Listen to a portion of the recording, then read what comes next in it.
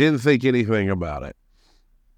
Well, then, lo and behold, the article comes out. And I call it an article because it's not. It's an opinion piece. You know, he apparently decided that he was going to write an opinion about us. You know, so an opinion piece. So he says things about us, and an opinion would be like if I called him a pig-eyed bag of crap, right? People could say that's an opinion. Nobody literally thinks he has pig eyes. Some people probably do think he's a bag of crap. And after this particular rundown, I'm sure you're going to be one of them, right? But before I talk about this reporter, and I don't even want to call him a reporter, this screed writer, let's talk about the Dispatch, right? So here's the textbook. Here's what they say. The Dispatch is an American conservative, subscription-based, and advertisement-free online magazine founded by Jonah Goldberg, Stephen F. Hayes, and Toby Stock. Okay? So that gives you an idea, but let's talk about a little bit more about Kevin Williamson. So just so you understand, that description of the Dispatch tells you probably not going to be friendly to what we're about. But let's talk about Williamson, because you got to understand that just because someone is from Texas doesn't mean that they're going to be friendly or neutral to what we're doing. In fact, we've seen this time and time again, right? But you go through, it's very interesting. He worked at the Lubbock Avalanche Journal.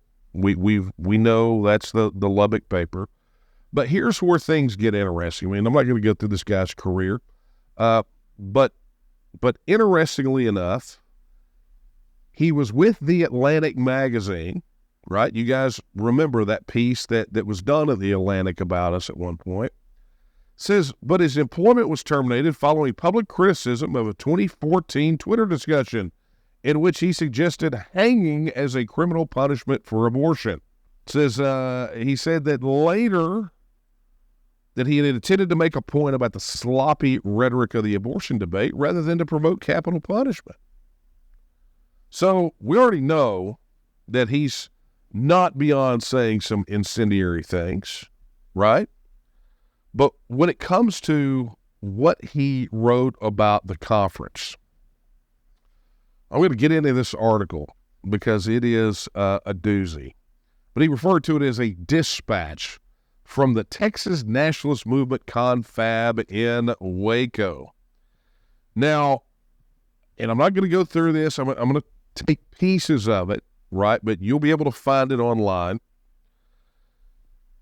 But as he gets in, he actually first starts talking about Claver Kamalamani. Now, many of you know Claver. Claver is a member of the advisory board. He and I have been through a lot of political wars together, and he sits on our advisory board primarily to consult us on how to reach communities of color on the TEXIT issue, because that's his background. He's a minister. But that's his primary role in helping us, is to be able to take this message and make sure that we're getting it to all Texans, right? Regardless of their ethnic background. But he makes a note of this. Kevin Williamson makes a note of this. He says, he talks about Claver, and he says he's a Christian activist who spent years working with addicts and the homeless in Houston. And here you go. And his is one of the few black faces you will see here at the first big confab of the Texas Nationalist Movement, a group that is institutionally committed to seeking the independence of Texas as a sovereign republic apart from the United States. Well, I mean, let's just talk about what Williamson is implying there. Just to mention, his is one of the few black faces. Wow, somebody slapped the race card down pretty quickly, didn't they? And it was not Claver, it was good old Kev here, who decided that this was going to be about race. But here's where he goes on. He says, so beyond the core of TEXIT true believers, it's mostly just MAGA, I don't even know how they pronounce it, in Western wear from Cavender's and Boot Barn. Well, let me just pause right there and say that's pretty rich coming from a guy who looks like he bought his hat, fake cowboy hat, at the convenience store on the corner before he got to the convention center. I mean, look, it was pretty shabby.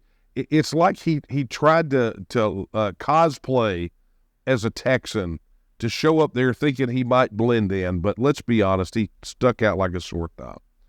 He also refers to you guys out there, the core of Texas True Believers, as the detritus of various suburban Tea Party groups and Trumpist organizations and QAnon cultists that have moved on to the next obsession. Well, let me tell you something there, Cupcake. The Texas Nationalist Movement existed before the Tea Party. We existed while Trump was still being a reality show host that people like you pumped up and boosted the ratings, right?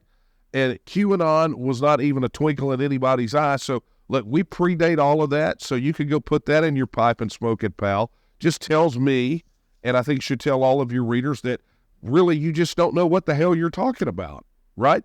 That statement right there tells me that you just couldn't be bothered to do any homework before you drug your Texan cosplay butt up to the Waco Convention Center with your ridiculous hat, right? To try to look like you fit in.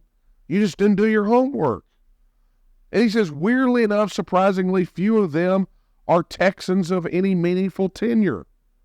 Oh, really? Well, I guarantee you that if we'd have pulled everybody there and tracked their roots back, you would have found probably more than your fair share of Texans whose roots go all the way back to the Revolution. You're going to find many multi-generational Texans that were there, but you didn't bother doing your homework.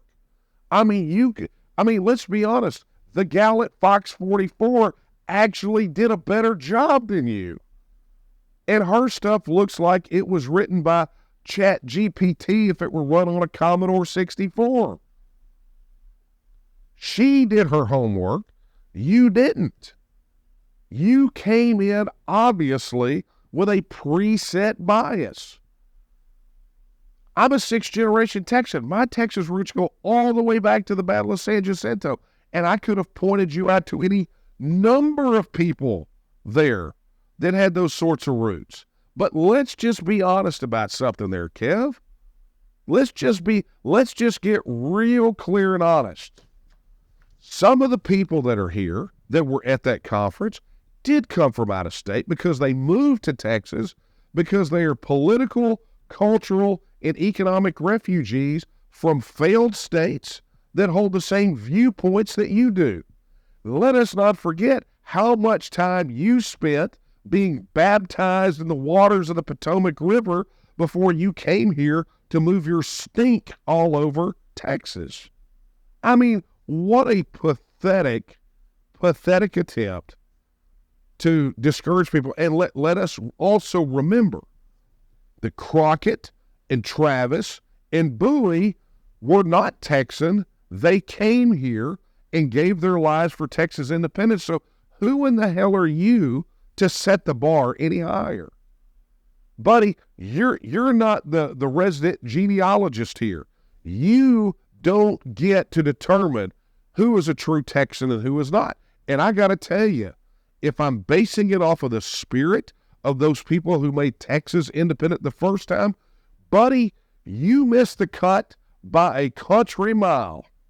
But I love this. Even though he basically says no one there has got any time in Texas. Oh, but Apostle Claver Kamal Amani is not one of these. He is a son of Beaumont and a fifth-generation Texan. Well, goody gumdrops. At least you got that right. But then, this is the fun one. This tells you how little work this guy did. He gets into a part where he's talking about Claver as a minister was holding an invocation. And someone, some rando, we have no idea who it is as Claver was talking about and praying for those people that are in conflict around the world, he mentioned Texans love Israel. And somebody screamed out, one person said, no. Claver said, we love the Jewish people. And then somebody else said no. And then that's it. That's literally it. So trying to paint this as some kind of ridiculous clash between Texans that are there for one purpose because one person happened to shout something out. Maybe, and I saw where Kevin was in the room, maybe if he'd have looked over to his right, he could have interviewed the IDF veteran, the Israeli Defense Force veteran who's sitting right next to him, right? Maybe he could. He's trying to paint this picture of this other conflict overseas, creating division. And he's going, oh, it's kooky. Well, guess what? People have different opinions, Kevin. People can disagree without being disagreeable. You can disagree on all these other things, but keep the main thing the main thing. But you can't figure that out. Let's be honest.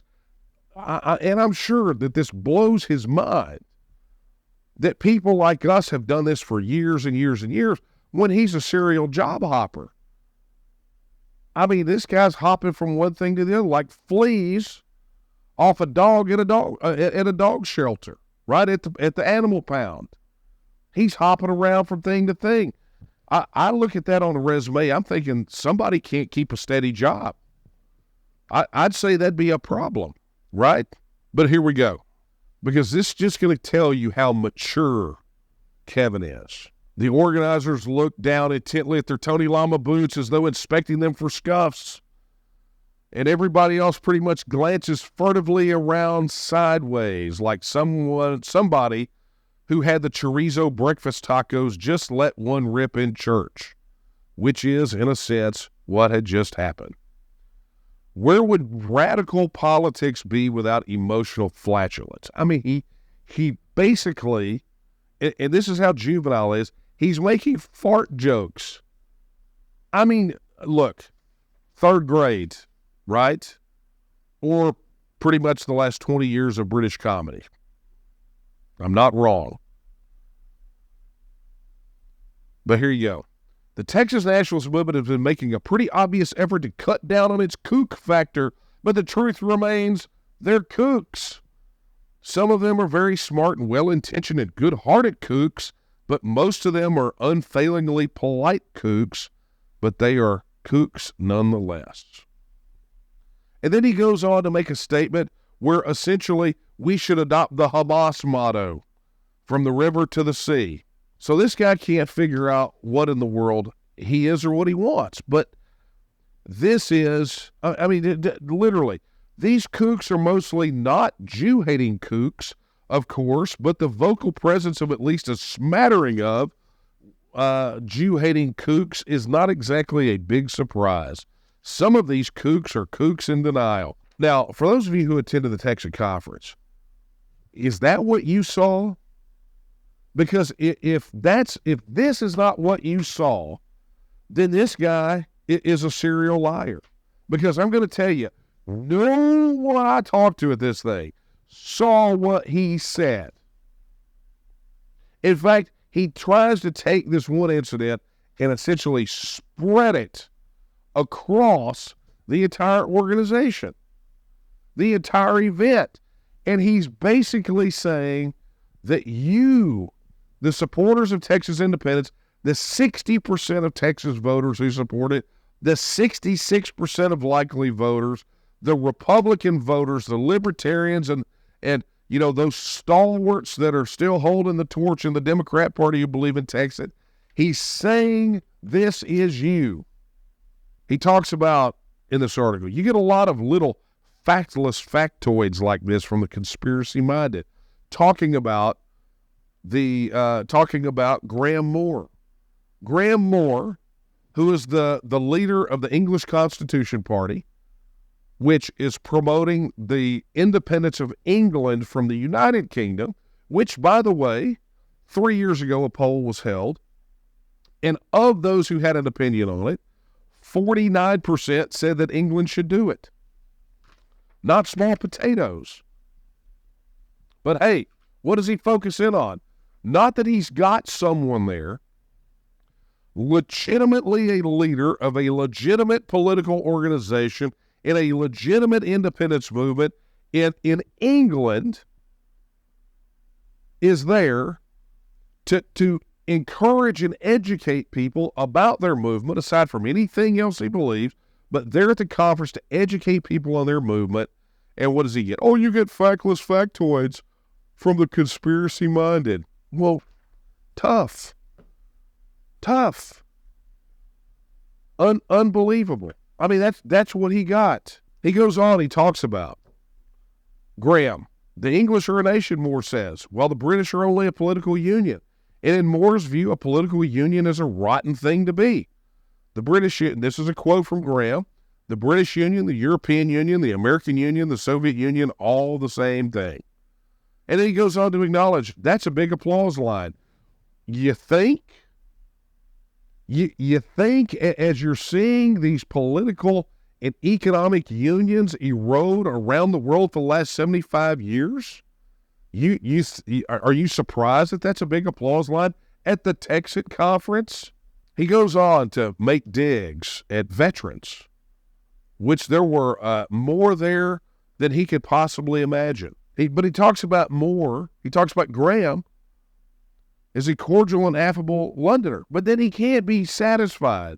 Says he will remind you of every hilariously national frontish taxi driver who has ever taken you from Heathrow to Kensington, and a tinfoil hat guy of the first rank. Unbelievable. So far, he's mentioned in this article, Claver. He's mentioned Daphne Armour, our chief of staff. He mentions Graham Moore. Okay, so he's got three. But then he goes into this thing about what you say about London, you could say about Houston, San Antonio, or El Paso.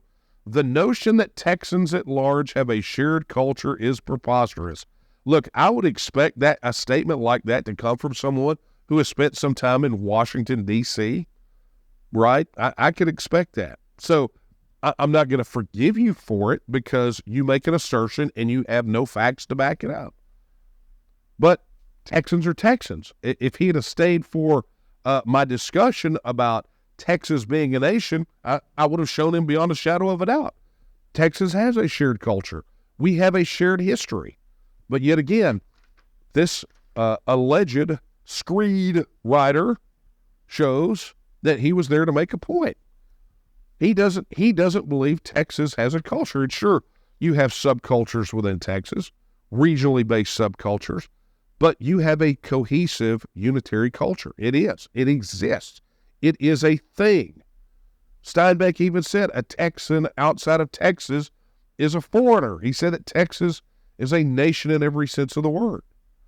So I'm sure Kevin believes it's okay for Gavin Newsom to refer to California as a nation state, but maybe not so much for us because, he just would rather see the tentacles of Washington, D.C.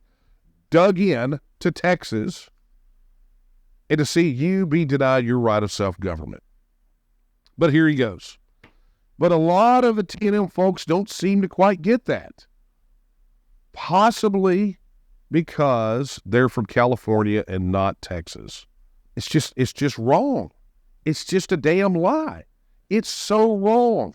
But then he wants to take a dig at the Californians, basically saying that it's a creation, that CalExit was a creation of the Russians, and he tries to lump in Texas into that, and both of those are not just lies, they're damn lies, things that we've covered extensively in the TNM. There's another TNM leader is a D.C.-born IT guy who just moved to Texas this year, which shows a whole lot of, however you say, chutzpah in Texan. He says it takes all sorts, I guess, but the Texas nationalist movement's big confab attracts a surprisingly small number of Texans. Again, lie. Another lie.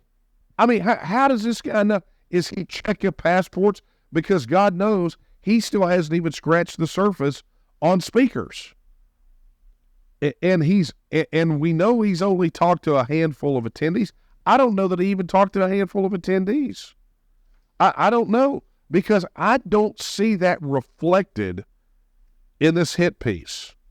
You know, he goes through and he talks about the booths in the exhibit hall. And let me tell you something about the exhibitors. They paid money to be there, to show their wares, to talk about whatever it is they talk about, to help make this conference a reality. And he's going to go slam on these guys, right? I would challenge him to go spend some time at the Democratic convention here in Texas for the Texas Democrats. Go to their state convention. You want to see some craziness, or you want to see a bunch of people not from Texas? Go roll into that thing. That's not what this is. But he gets to me into my interview. So now we're to our next person. And oddly enough, this is where it gets interesting. He refers to me as an unusually well-practiced politico for a group such as this. Well, buddy, I've been at this since 1996, right? I've been doing this one thing since 1996. While you're job hopping, you know, I'm singularly focused.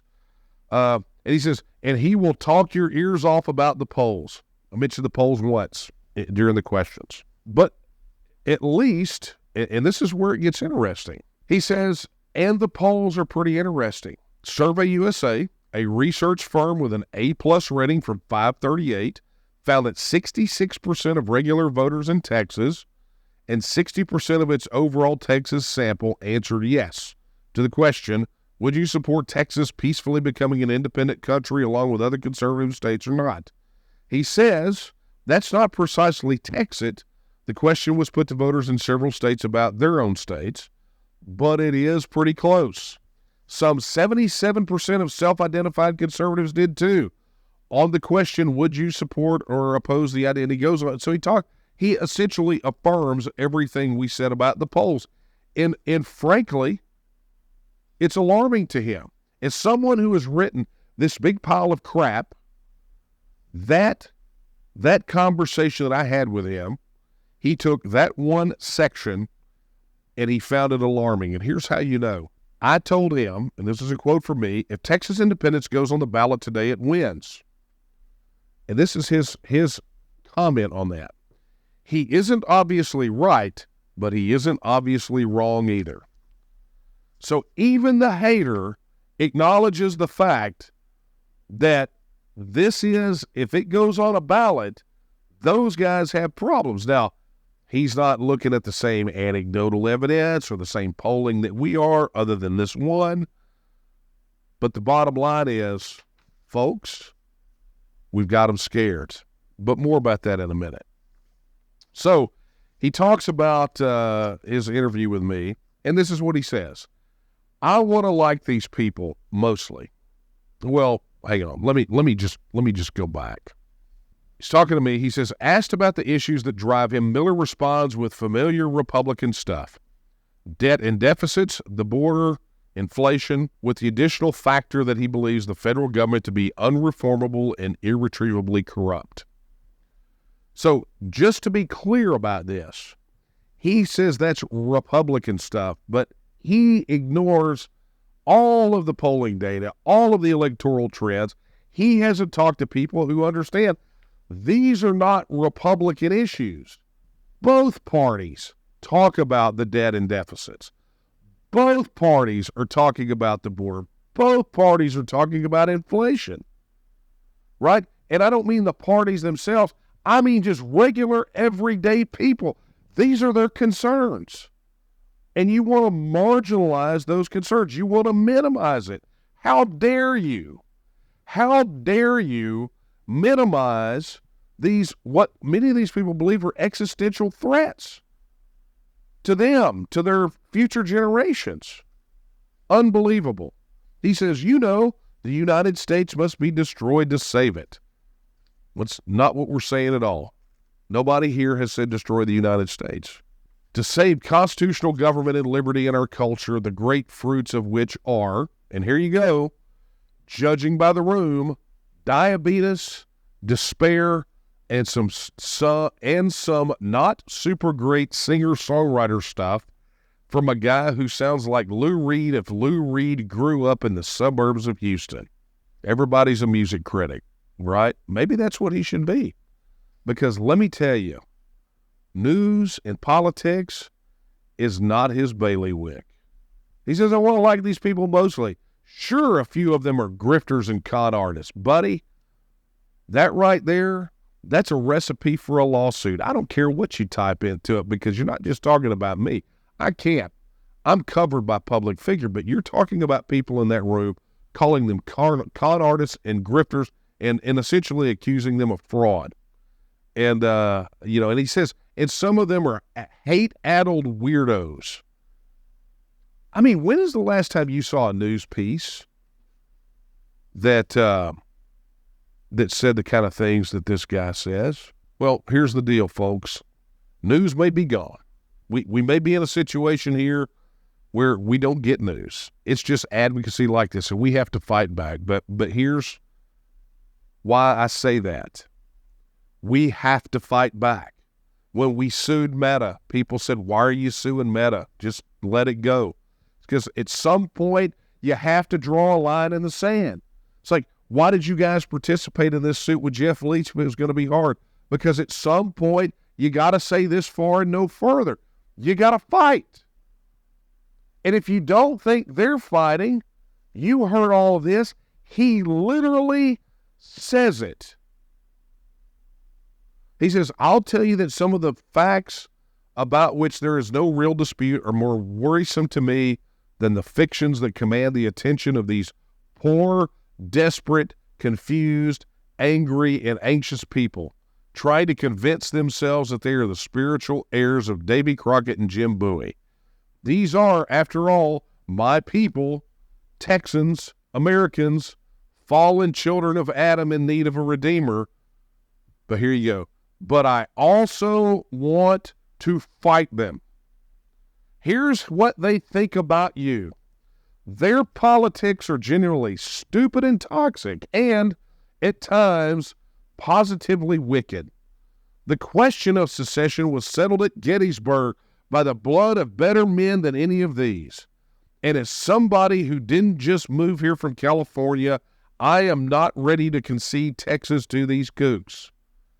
Stephen F. Austin and Juan Seguin and William B. Travis and San Jacinto and Blue Bonnets do not belong to these crackpots, and if anything, there are a good many figures from the other side of the political aisle who have a better claim on representing what Texas is about than the Church of Crypto Jesus guy does.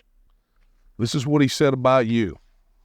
He equated you to people like David Duke, but you understand, we have to fight back against this. This is the face of the enemy.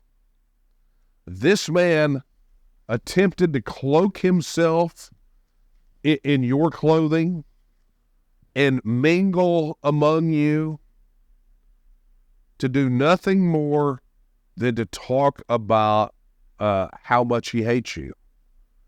To be able to pretend to be your friend, to have a conversation with you, and then in the end, go and do nothing but mischaracterize and lie, but ultimately reveal his true intention, which is to fight us and defeat us. But I have news for people like him and anyone else who would seek to deny us our right of self-government.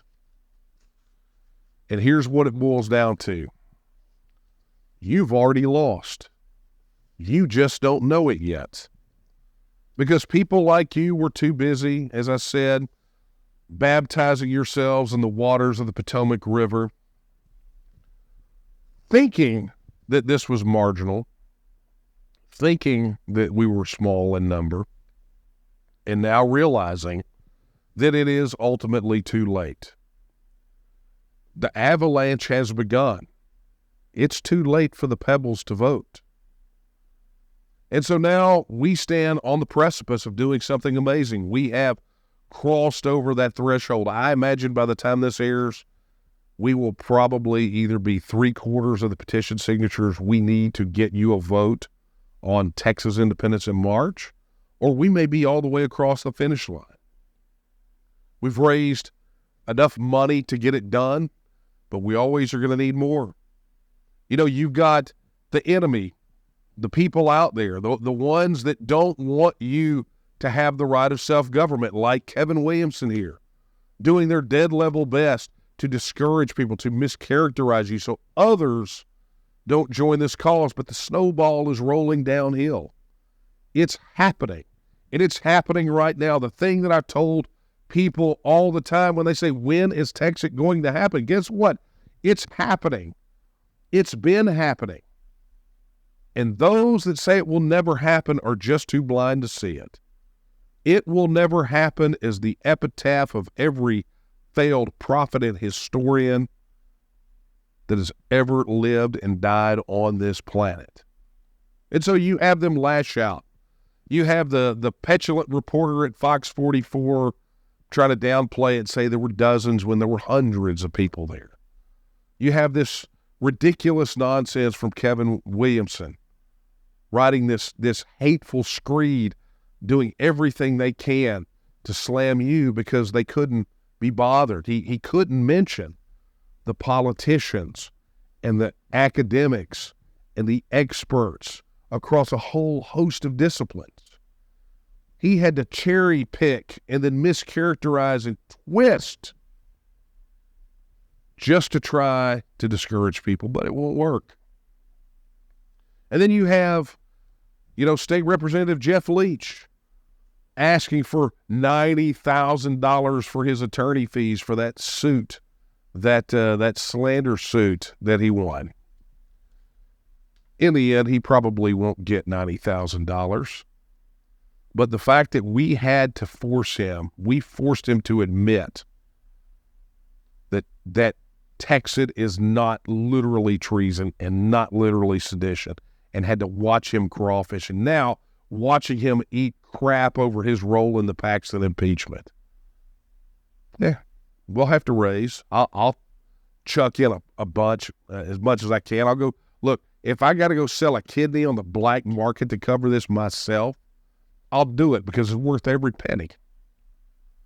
Because we have to fight. We are so close. The last mile of the marathon is always the hardest. And so, look, I implore you, we'll have a guest on the next podcast, and I apologize for the length of this one, but you can't let these things go unrebutted. You cannot let the opposition silence you. You can't let them lie about you, and you cannot let them lie to you. So whether it's Fox 44, The Dispatch, or any of the others, celebrate and tell reporters that you appreciate when they give neutral coverage, when they do their jobs. And always, always, always push back when they lie to you and when they lie about you. All right. That is a wrap on the Texas News Podcast. Whew. Talk about a marathon, right? But this one was an important one. A quick reminder, we are, again, days away from the deadline on the TEXIT petition. Be sure you get over there right now. We want your signature to count. TEXITpetition.com. Get it done. And, of course, head over to the TNM News site at news.tnm.me to stay on top of all things Texas independence in between the time that we're doing this podcast, right? And a reminder, Apple Podcast, head over there. You got to subscribe. Do all the things. Leave us a comment. It helps other people hear what you are hearing today. And a big shout out to everyone who is watching the video version of this on the TNM website. This is a member exclusive, so thank you all very much for being members of the TNM. And if you are just hearing the audio, go to news.tnm.me. Check out the video version. If you're not a member yet, become a member today. That is a wrap, and I will leave you with the words I leave you with every single time we're together. They're the words of Sam Houston when he said that Texas will again lift its head and stand among the nations. I believe that time is now, and the question is, will you stand with her?